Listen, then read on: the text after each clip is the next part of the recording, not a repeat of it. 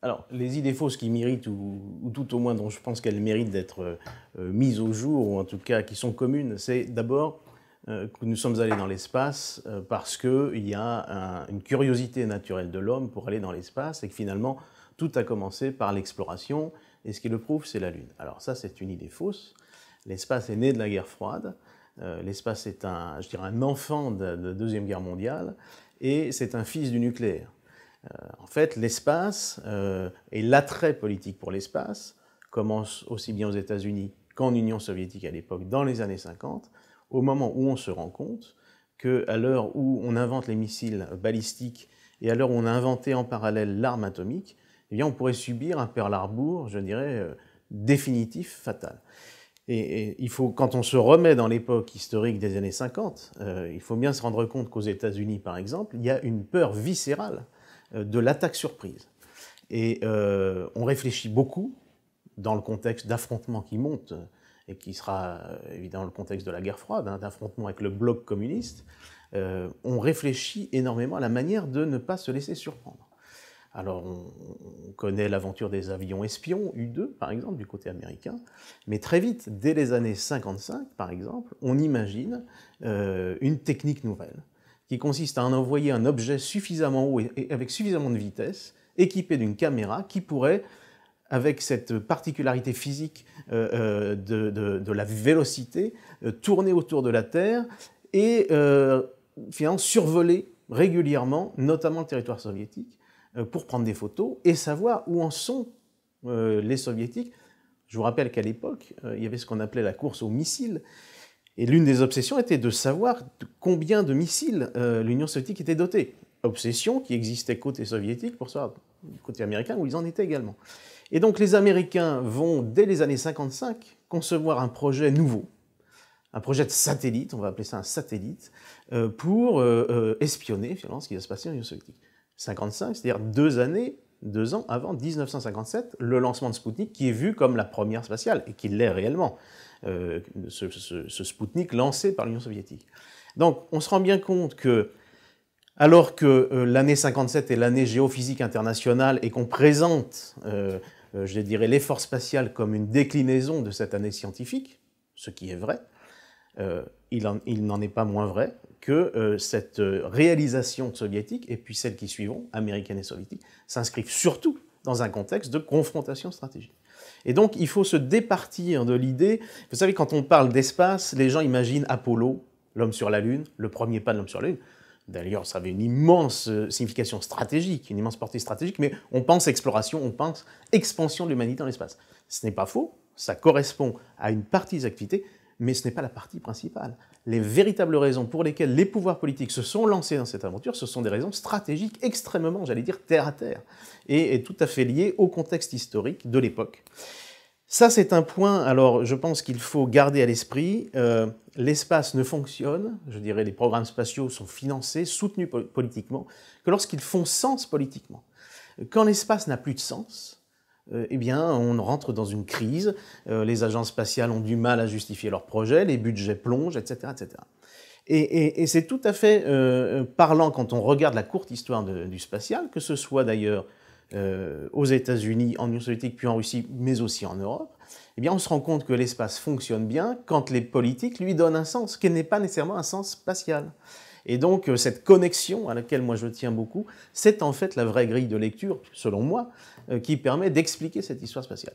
Donc il faut se départir, je pense que c'est la grande idée générale, et c'est normal, le grand public, ce qui reste l'un des, je dirais, des hauts faits de l'humanité, même, au moins au XXe siècle, c'est évidemment ce premier pas de l'homme sur la Lune, qui reste quelque chose d'extraordinaire.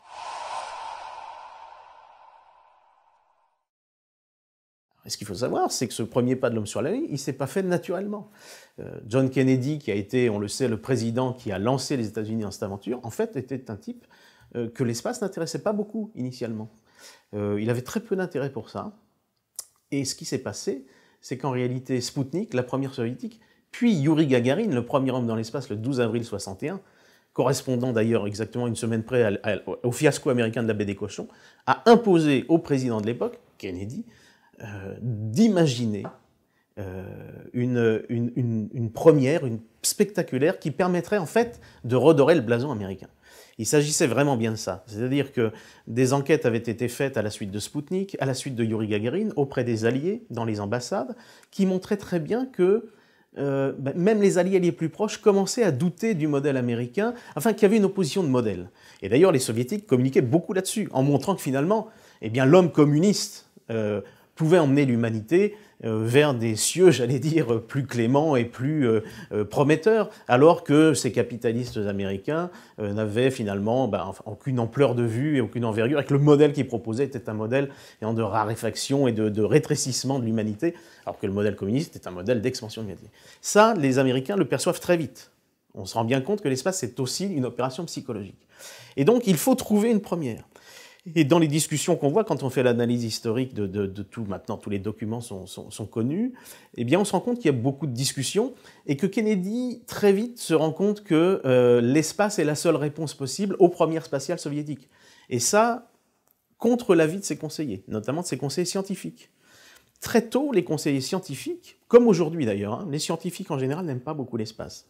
Ils considèrent que c'est très cher, et que ça n'apporte pas beaucoup, finalement, de nouveautés scientifiques en comparaison d'un investissement comparable qui aurait été fait dans des labos sur Terre, etc.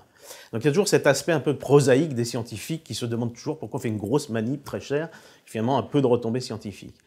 Mais Kennedy leur dit, si vous me proposiez une première au moins aussi spectaculaire que celle-là, je la prendrais. Et il prend l'exemple, par exemple, il dit, si vous pouviez me montrer qu'on peut dessaler l'eau de mer et créer de l'eau douce pour l'ensemble de l'humanité, je le ferais. Mais vous ne pouvez pas me le montrer.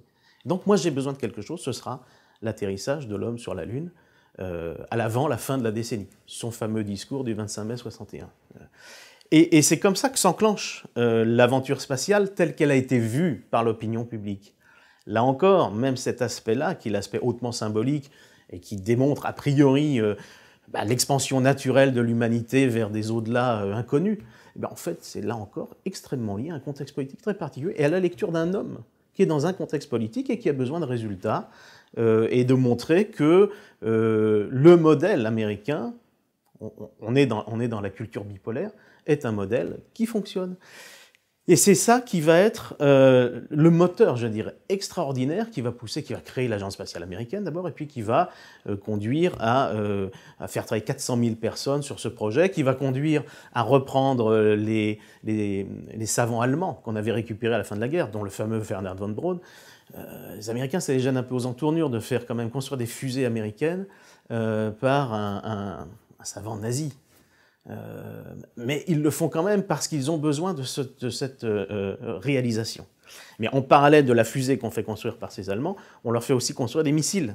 Parce qu'on est toujours dans cette dualité missile-lanceur, finalement, le missile-espace. Eisenhower, par exemple, quand Spoutnik, cette première soviétique, choque considérablement le monde entier, choque, en tout cas, crée un choc, au sens littéral, et choque pour le coup de manière plus qualitative, d'ailleurs, l'opinion publique américaine qui voit une menace. Lyndon Johnson, à l'époque leader de l'opposition démocrate, parle de satellites qui sifflent sur nos têtes, etc., satellites soviétiques. Donc il y a une très forte pression sur Eisenhower. Eisenhower dit, mais d'un point de vue stratégique, ce lancement, finalement, ne représente pas grand-chose. Moi, ce qui m'importe, c'est que les missiles soient prêts. Et on ne va surtout pas divertir les ressources, l'énergie qu'on met dans la construction de missiles pour en faire des lanceurs spatiaux. Et donc, c'est la Navy qui va s'occuper de ça, avec un petit lanceur. Eux, de toute façon, leur programme de missiles n'est pas un programme important. Le programme important, c'est le programme de l'armée de l'air et de l'armée de terre, où Wernher von Braun travaillait d'ailleurs. Et donc on va commencer initialement à imaginer une réponse, ou en tout cas une stratégie de lanceur spatial par la Navy. Ce sera un échec, parce qu'évidemment, ce n'est pas là où sont les meilleurs ingénieurs, ce n'est pas là où sont les plus grandes ressources, etc. Et il va falloir qu'Eisenhower quand même se convainque, mais assez lentement, qu'il est important pour le prestige américain de ne pas louper en cascade, j'allais dire, toutes les tentatives spatiales, et à un moment va donner l'autorisation à l'armée de terre, et notamment Wernher von Braun, de satelliser le premier satellite américain qu'on avait appelé Pamplemousse, beaucoup plus petit que le Spoutnik, donc ça aussi, ça comptait. On était dans une logique de comparaison permanente. Mais Eisenhower, en digne général qu'il était de la Seconde Guerre mondiale, lui regardait les faits militaires. Et ce qui lui importait pour l'espace, c'était que ça lui serve à repérer s'il y avait ce fameux missile gap dont on parlait. On craignait beaucoup que les Soviétiques, à la suite de Spoutnik, aient en fait développé des centaines, voire des milliers de ces lanceurs qui pouvaient, s'ils pouvaient satelliser, ils pouvaient donc lancer une charge nucléaire sur les États-Unis. L'opposition de l'époque accusait Eisenhower de ne rien savoir, accusait la présidence républicaine de mal gérer cette situation, finalement. Et donc, on va, dès les années 60, aux États-Unis, avoir les premiers satellites qui vont commencer à donner des images très très grossières au début, qui vont s'améliorer au fil du temps, très vite, avec là un immense effort. Et là encore, on a l'idée du programme américain structuré autour du programme Apollo. C'est partiellement vrai, mais ce n'est pas totalement vrai. Le tissu industriel, en fait, se construit sur l'effort militaire caché. Et là, il y a des centaines de milliers de personnes qui travaillent aussi, avec beaucoup de centaines de millions de dollars, voire de milliards de dollars, qui se déversent dans les industries qui sont en fait les mêmes. Mais le substrat, j'allais dire le socle de l'activité spatiale, c'est l'effort militaire.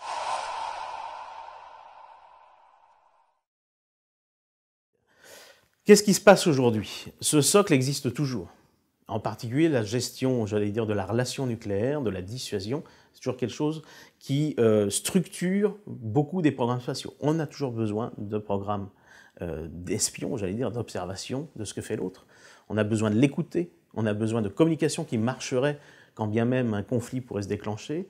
On a besoin d'un certain nombre de programmes qui sont toujours financés. Et je dirais en cela que l'effort depuis les années 60, dans le domaine stratégique, est demeuré constant jusqu'à aujourd'hui. Ce qui est nouveau depuis, c'est que cette relation entre le militaire, j'allais dire, et le spatial, elle s'est enrichie d'autres strates géologiques. Si vous voulez, on a toujours cette strate, ce soubassement stratégique. Il y a le soubassement maintenant que j'appelle moi opératif ou tactique. On s'est rendu compte, au sortir de la guerre froide, qu'il fallait, côté américain, eh bien, utiliser les moyens spatiaux, je dirais, d'une manière différente, pas seulement à des fins stratégiques, mais à des fins opératives, on va dire, ou tactiques, diraient certains. Alors, c'est pas tout à fait vrai pour, évidemment, l'expert militaire qu'on pourrait faire s'exprimer. Il faut que l'espace permette de mener des opérations militaires. Il faut que l'espace descende sur le champ de bataille. Et ce qu'on a développé dans le cadre de la guerre froide, ça ne fonctionne pas pour ça. Ce n'est pas du tout adapté. Vous savez qu'au tournant des années 90, les États-Unis décident de réformer un peu leur modèle de défense, leur modèle de forces armées, en sorte de faire qu'ils soient capables de mener 2 conflits régionaux majeurs simultanément. Et la guerre du Golfe sera le premier conflit de ce type. Et on se rend compte, au tout début des années 90, première guerre du Golfe, que les moyens spatiaux ne sont pas du tout adaptés pour mener ces conflits. Et alors, par exemple, quand on voulait regarder les silos de missiles soviétiques, on avait besoin de quoi? De satellites extrêmement précis. Mais un satellite précis, c'est un satellite qui a comme une grande longue vue et qui ne permet pas de voir un champ très large. Quand on regarde des forces mobiles irakiennes, etc., on n'a pas besoin de ça, on a plutôt besoin de voir quelque chose de plus large. Donc ça, on se rend compte que là, on est mal adapté. De la même façon, quand on voulait détecter le départ de missiles soviétiques, alerte avancée, stratégique, les ICBM, on avait des satellites spécialisés, qui existent toujours aujourd'hui, qui détectent des propulsions très longues de missiles intercontinentaux, qui poussent, je dirais, longtemps. Et donc, on avait une capacité à repérer cette propulsion très longue. Quand il s'agit de missiles à courte portée, avec une propulsion courte, quelquefois on ne les voit pas du tout, sous les nuages ou dans l'atmosphère. Donc là encore, il faut changer les capteurs, il faut régler différemment les choses, il faut inventer de nouveaux systèmes. Et vous pouvez décliner ça sur l'alerte, les communications, l'observation, bien sûr, l'écoute électronique, etc. C'est ce qui va se passer dans les années 90 aux États-Unis, dont on voit les résultats aujourd'hui en termes de programme. Le spatial, c'est toujours un peu cette particularité. On prend une décision l'année 1 et la réalisation de cette décision, c'est l'année 15. Parce que les cycles de construction sont toujours longs. Mais néanmoins, il y a un vrai tournant qui est pris. Ce n'est pas une ère qui succède à une autre, c'est une couche qui vient s'empiler sur l'autre. Donc on amplifie en fait l'effort. Et ça, c'est de l'histoire du spatial américain aujourd'hui, c'est une histoire d'amplification qui crée de facto, quand on regarde le monde spatial aujourd'hui, 2 planètes. La planète américaine, avec des budgets considérables, dont on n'arrive jamais, nous, Européens, à bien comprendre pourquoi ils existent, sauf quand on regarde de cette façon avec cet empilement de strates, et puis le reste du monde qui n'est pas du tout, ou tout au moins pas tout à fait, dans la même logique de développement. Les États-Unis ayant fait ce choix d'être la puissance, voilà, on passait à l'unipolarité. En tout cas, il y a eu cette période de réflexion. Eh bien, l'espace a suivi et a été vu comme un vecteur de puissance. Comme un vecteur de puissance, non seulement militaire, mais on s'est rendu compte aussi que c'était un formidable accélérateur de recherche et de développement, un formidable accélérateur de technologie, et donc un formidable accélérateur pour la puissance industrielle, économique et technologique américaine, capable du coup de créer des standards, de les imposer, etc.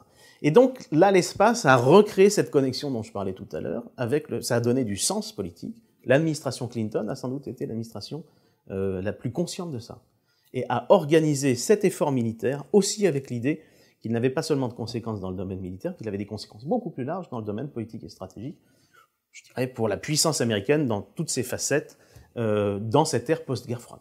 Et puis il y avait un autre enjeu. Tout ce formidable appareil qu'on avait développé pendant la guerre froide, il fallait le reconvertir. La crainte, la peur panique, j'allais dire, de l'administration américaine des années 90, c'est qu'en fait, tout cet investissement massif ne servirait pas, ou en tout cas, son rendement dans la nouvelle période stratégique serait un rendement extrêmement faible.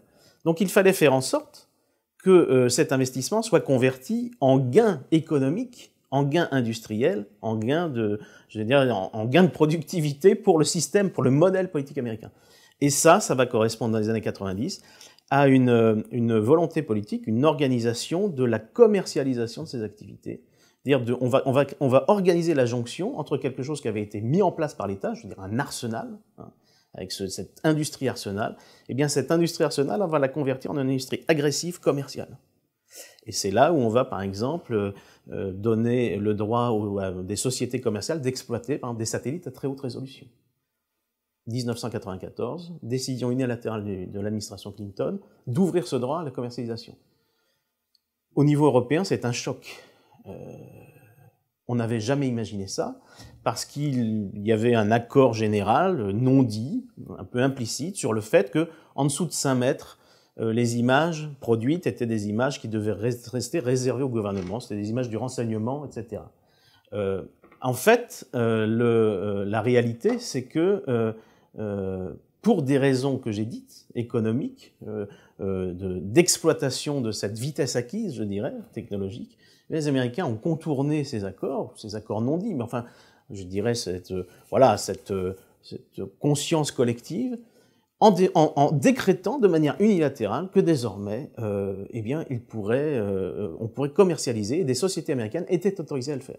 L'idée était que, eh bien, comme ils avaient cette avance technologique, ils conquéreraient des marchés, ça créerait de la clientèle, j'allais dire, ça allait, notamment gouvernementale, et ils conquéreraient des marchés à l'export, j'allais dire, mais presque à l'export politique, créer une clientèle intéressée qui prendrait de court, en fait, eh bien, les éventuels concurrents qui pouvaient être européens ou russes. Et ils vont refaire ça pour le GPS.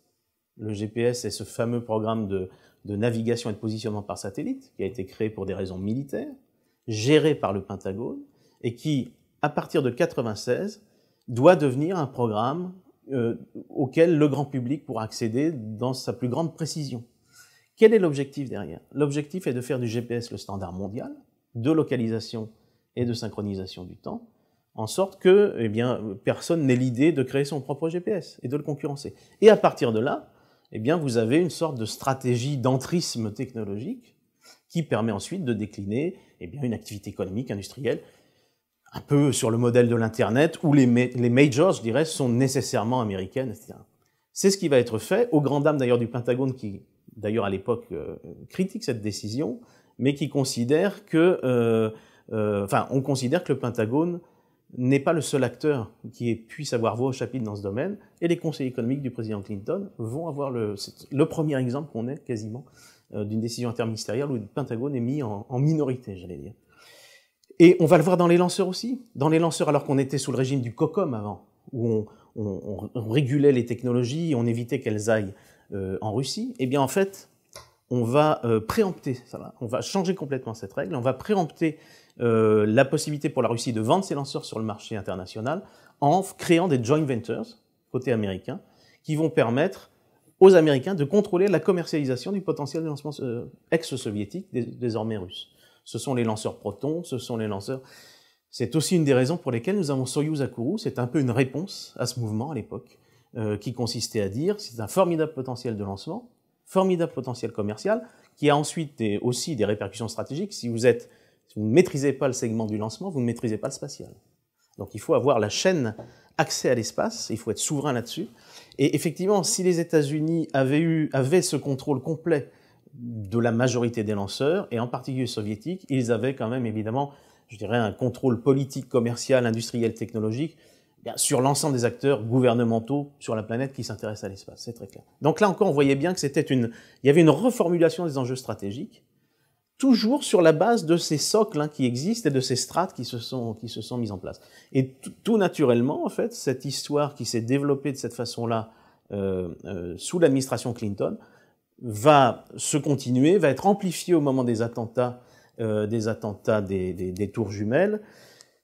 2001, c'est le moment où on se rend compte qu'en fait, l'ennemi a changé de nature. L'ennemi n'est pas nécessairement militaire au sens classique du terme, il peut être d'une autre nature. Il est dans nos sociétés, c'est le terrorisme qui apparaît. Et le terrorisme qui apparaît, ça crée une nouvelle connexion avec les technologies de l'information, dont l'un des meilleurs vecteurs, ce sont les satellites, l'espace. L'espace commence à se diluer, à se marier, je dirais, avec cette volonté de mieux connaître, de mieux savoir ce qui se passe, d'une forme d'omniscience, d'omniprésence par les réseaux. Et c'est cette nouvelle connexion qui se crée dans les années 2000. L'espace, de plus en plus, et on y est aujourd'hui, fait partie intégrante des réseaux de communication, des réseaux d'observation. L'espace crée de la donnée, crée du flux de données. Et aujourd'hui, en fait, l'enjeu, c'est plus tellement de créer cette donnée. On l'a créée. La donnée existe un peu partout. C'est d'en faire quelque chose, d'en faire de l'information. L'enjeu, c'est sur l'algorithmie, sur les processus complexes qui vont fusionner ces données entre elles, qui vont donner du sens. On est dans du dynamique, on n'est plus dans de l'imagerie satellite. Désormais, on est dans du flux de données, du flux d'images, voire de la vidéo depuis l'espace maintenant. Et tout cela, finalement, l'enjeu qui est derrière, pour les services de renseignement notamment, les gouvernements, c'est aussi de mieux surveiller ce qui se passe, de mieux comprendre. Quand l'adversaire, finalement, est moins codifié, moins défini, eh bien, on compense cette moindre définition. On est parti d'un adversaire qui était très codifié, c'était l'adversaire soviétique, avec des silos de missiles, et à la limite, quand on voulait se parler, on prenait un bulldozer, on faisait un chemin, c'était un message qu'on lançait à l'autre parce qu'on savait qu'il y avait un satellite qui verrait ça, et c'était éventuellement une manifestation de mauvaise humeur, et on savait la décoder. Extrêmement codifié. Et on passe dans un monde où il n'y a plus cette codification. C'est complètement multiforme, polymorphe, et donc, et ça c'est très propre aux États-Unis encore, il y a une sorte de technophilie qui fait que aux États-Unis, très forte, qui est très, je dirais, intégrée, y compris dans le personnel politique, qui fait que on doit pouvoir compenser ce manque d'information par des améliorations technologiques, par une suprématie technologique. Et c'est la course en avant des technologies de l'information. Ça passe par l'Internet, ça passe par les réseaux, ça passe par l'espace, et tout ça, en fait, quand vous regardez bien comment ça se structure de concert. Et donc on est là encore dans alors c'est une strate nouvelle, moi j'appelle ça l'espace sécuritaire. On est passé de l'espace stratégique à l'espace opératif et tactique, encore très militaire, à l'espace sécuritaire qui devient un espace dual, où précisément les entreprises qu'on a fait créer dans les années 90 ont un rôle maintenant majeur dans leur contribution à la sécurité, en mélangeant leurs données à des données plus gouvernementales, par exemple. Et on est dans une espèce de logique d'accrétion, ce qui correspond, quand vous regardez au niveau du budget du Pentagone, par exemple, on comprend mieux l'accroissement du budget. Mais il faut le rapporter, pour le comprendre, il faut le rapporter à la lecture historique, à la manière dont les États-Unis et les différentes administrations perçoivent le contexte géostratégique et son évolution, et le contexte géostratégique avec lequel ils sont aux prises. Et donc là encore, et c'est ce que j'espère montrer ici, l'espace n'est pas non plus aujourd'hui poussé, défendu simplement pour le simple, je dirais, objectif de faire aller l'homme dans l'espace. L'espace est quelque chose en fait très terre-à-terre. En tout cas, la manière dont on utilise l'espace circumterrestre. Alors il y a évidemment des projets d'exploration en revanche, etc. Mais on se rend bien compte qu'aujourd'hui, le centre de gravité, ce qui fait, je dirais, ce qui structure l'industrie, ce qui structure l'activité économique, c'est ce lien permanent, aux États-Unis en particulier, entre ce souci gouvernemental d'inscrire l'espace dans des architectures de sécurité et les bénéfices industriels que peuvent en retirer les industries qui y participent et qui peuvent convertir immédiatement cette R&D, comme on dit, très très soutenue par le gouvernement, en atout commercial quand il s'agit de vendre à prix coûtant un satellite d'observation, un satellite de télécommunication. On a un exemple, l'IDS a été un formidable accélérateur, par exemple, de R&D. Certains satellites de télécommunication aujourd'hui, comme Thuraya, par exemple, qui est utilisé au Moyen-Orient, utilisent des technologies qui ont pu être développées grâce aux recherches qui ont été faites dans le cadre de la guerre des étoiles. Donc tout ça se répond, et je dirais que c'est ça qui aujourd'hui caractérise, selon moi, vraiment les tendances profondes qui font que l'espace reste quelque chose de très soutenu, désormais au-delà du simple volet militaire. La situation s'est compliquée, l'espace s'est étoffé, son rôle s'est étoffé, l'architecture dans laquelle il prend place s'est étoffée. Tout ça se répond très bien.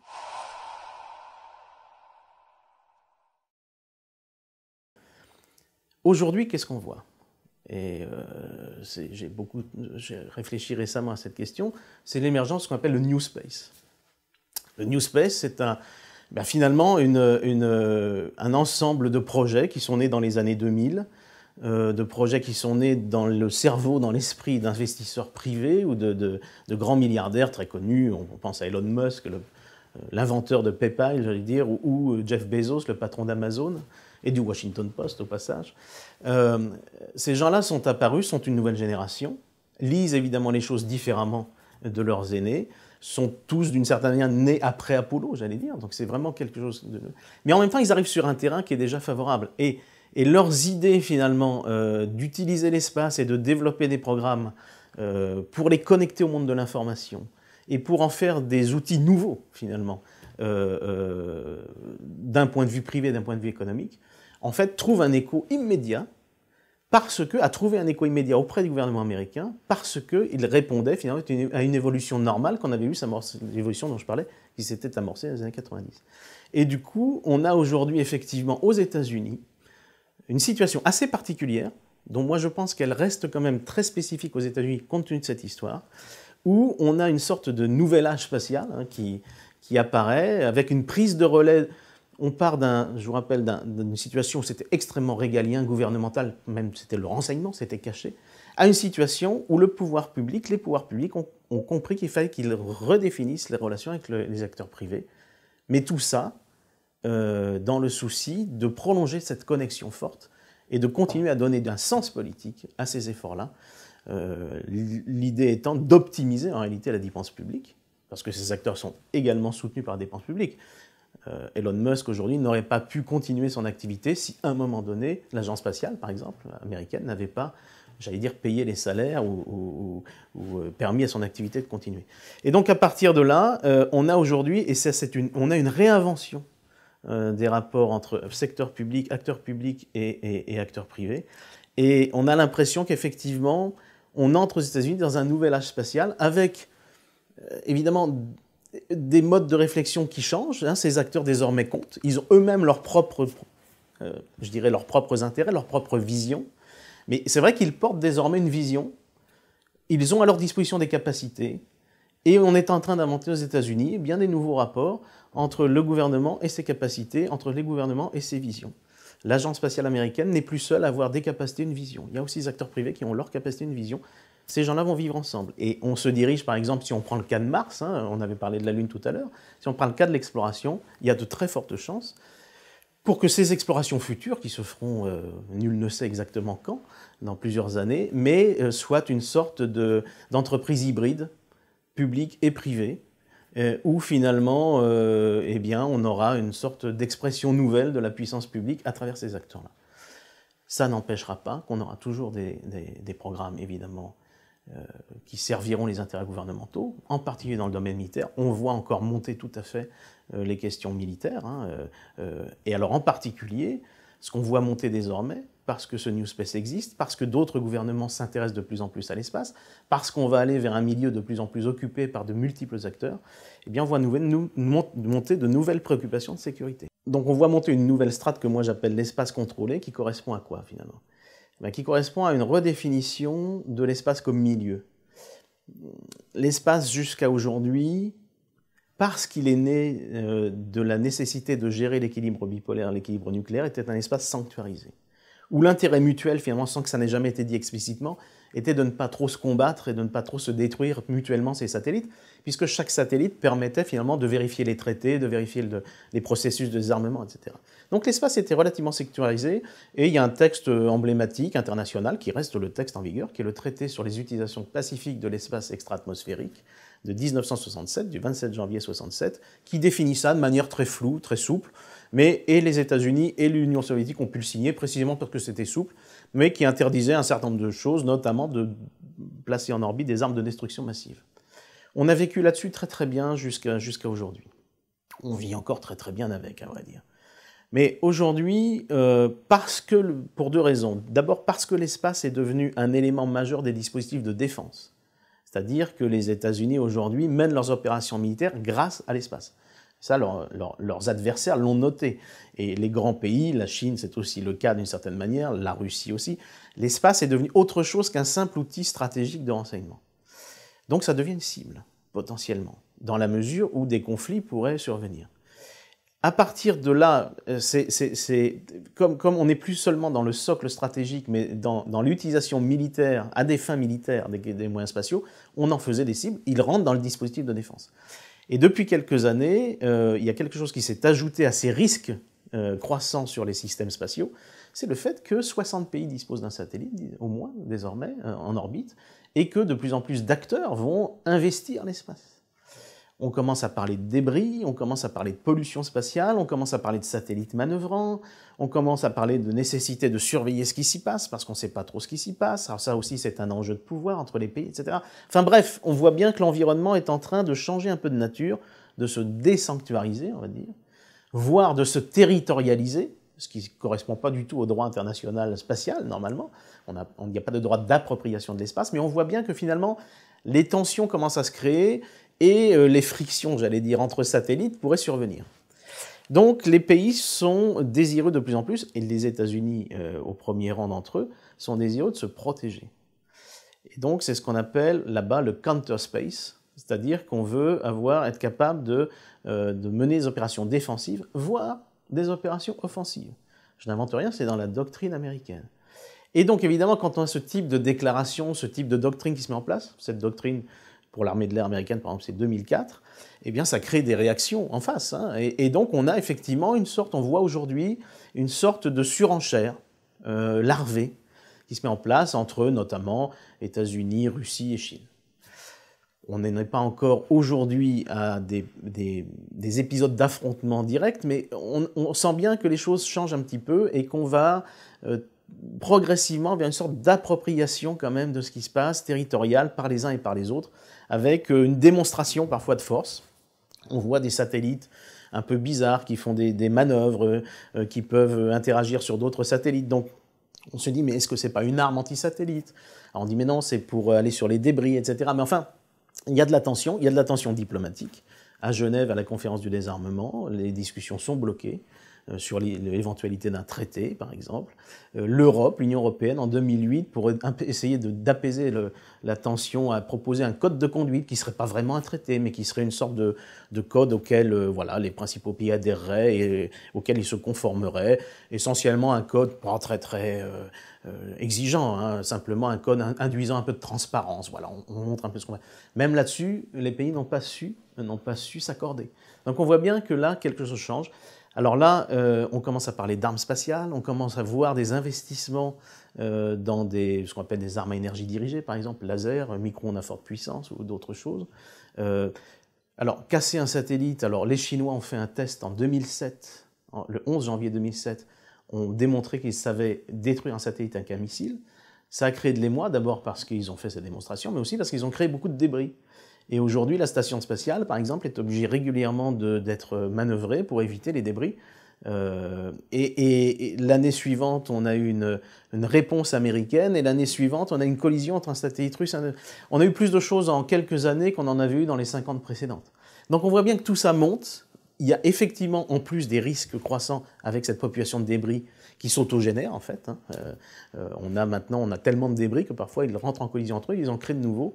Et vous savez qu'un débris dans l'espace d'1 centimètre ou de quelques centimètres peut casser un satellite, le tuer. Donc tout ça, on s'organise, les pays s'organisent chacun, avec par exemple le souci d'avoir des systèmes performants de surveillance de l'espace, pour savoir ce qui s'y fait, pour savoir c'est très difficile de savoir ce qui se passe dans l'espace, j'allais dire. Dans l'espace, personne ne vous entend crier, j'allais dire. On a vraiment ce souci de plus en plus de savoir si, pour ses propres satellites, s'ils sont en sécurité, s'il se passe quelque chose autour d'eux, etc. C'est très compliqué. Ça va induire des coopérations internationales. Il y a beaucoup de coopérations. Les États-Unis ont lancé beaucoup de coopérations bilatérales, par exemple. La France est dans une coopération bilatérale avec les États-Unis sur ce sujet. Mais en même temps, vous avez le souci d'avoir une certaine autonomie. Parce que là encore, il y a de l'enjeu politique. Donc on est aujourd'hui, on le voit bien, par tout ce qu'on a dit, c'est-à-dire l'activité accrue commerciale dans l'espace, mais aussi l'activité gouvernementale accrue dans l'espace, on est dans un milieu qui est en train d'évoluer, de changer. Et ça, c'est sans doute un facteur structurant pour les années à venir.